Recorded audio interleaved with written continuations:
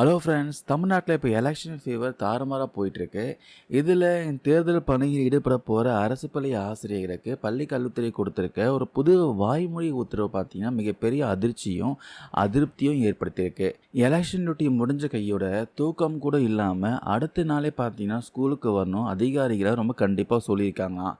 இதுக்கு பின்னணி என்ன, டீச்சர்ஸ் தரப்பில் என்ன நியாயமான கஷ்டங்கள்லாம் இருக்குது, இதை பற்றி டீட்டெயிலாக இந்த வீடியோவில் பார்க்கலாம். பொதுவாக ஏப்ரல் மாதம் வந்தாலே பசங்களுக்கு ரொம்ப ஜாலி தான். பப்ளிக் எக்ஸாம், ஆனுவல் எக்ஸாம்லாம் நேரத்தோட முடிஞ்சு இன்றைக்கி பார்த்தீங்கன்னா கோடை விடுமுறை ஸ்டார்ட் ஆயாச்சு. பள்ளிகளுக்கு லீவ் விட்டாச்சு. சரி, டீச்சர்ஸ்க்கு எப்போ லீவு? அரசு மற்றும் அரசு உதவி பெறும் பள்ளி ஆசிரியர்களுக்கு ஏப்ரல் 17 முதல் ஏப்ரல் 25 வரைக்கும் வேலை நாட்களாக பள்ளி கல்வித்துறை பார்த்தீங்கன்னா ஏற்கனவே உத்தரவிட்டிருக்காங்க.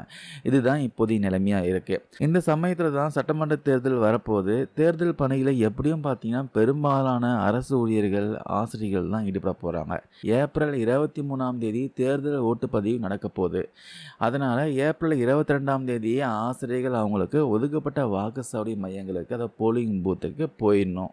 ஏப்ரல் 23ஆம் தேதி அவங்களுக்கு ஆன் டியூட்டி பார்த்தீங்கன்னா கொடுக்கப்பட்டிருக்கு.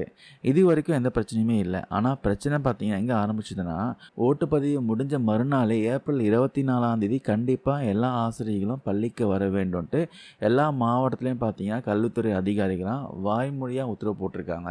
இந்த ஒரு விஷயந்தான் பார்த்தீங்கன்னா இப்போ டீச்சர்ஸ்க்கு ரொம்பவே அதிருப்தி அடைய வச்சிருக்கு. ஏன் ஒரு நாள் ஸ்கூலுக்கு போனால் என்ன அப்படின்னு சாதாரணமாக தோணலாம். ஆனால் தேர்தல் பணியில் இருக்கிற யதார்த்தமான கஷ்டங்களை ஆசிரியர்கள் தரப்புல இருந்து ரொம்ப தெளிவாக சொல்லியிருக்காங்க. தேர்தலுக்கு முதல் நாள் ராத்திரியே பார்த்தீங்கன்னா ஆசிரியர்கள்லாம் அந்தந்த வாக்குச்சாவடியெல்லாம் தங்கணும் சொல்லியிருக்காங்க. பெரும்பாலான மையங்களை பார்த்தீங்கன்னா அடிப்படை வசதியே இருக்காதான். குறிப்பாக டாய்லெட் வசதி கூட சரியாக இருக்காத நிலையில் கொசுக்கடியில் தான் அந்த ராத்திரி பார்த்தீங்கன்னா அவங்க கழிச்சாகணும். சரி, தூங்கலான்னு பார்த்தா மறுநாள் ஓட்டுப்பதிவை முன்னிட்டு அதிகாலையிலே எழுந்து மாதிரி ஓட்டுப்பதிவு, அதாவது மார்க் போல் சொல்லுவாங்க, அது நடத்த ரெடி பண்ணி ஆகணும். ஓட்டுப்பதிவு டைமில் சாப்பாடுக்கு கூட சரியான இடைவெளி கிடைக்காது. ராத்திரி வரைக்கும் பார்த்தீங்கன்னா தொடர்ந்து டென்ஷனாக பணியாற்றி ஆகணும்.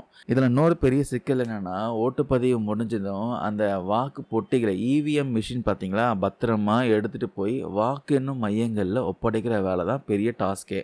நகரப்புறங்களில் இருக்கிற வாக்குச்சாவடியில் கூட பார்த்தீங்கன்னா அந்த பொட்டிகளை ஒப்படைச்சிட்டு வேலை முடிக்கிறதுக்கே மறுநாள் அதிகாலை ஆயிரும். இப்படி ராத்திரி பகலாக தூக்கமே இல்லாமல் வேலை செஞ்சுட்டு மறுநாள் காலையில் எப்படி உடனே பள்ளிக்கு செல்ல முடியும்? இதுதான் பார்த்தீங்கன்னா டீச்சர்ஸோடைய மிகப்பெரிய கேள்வியாக இருக்குது. அதனால் ஏப்ரல் 24ஆம் தேதி எங்களுக்கு விடுப்பு லீவ் அனுமதி அளித்து ஆசிரியர்களுக்கான கடைசி வேலைநாள் மாற்றி அமைக்க முடிவு செய்யணும் அப்படின்னு அரசாங்கத்துக்கு கோரிக்கை வச்சுருக்காங்க.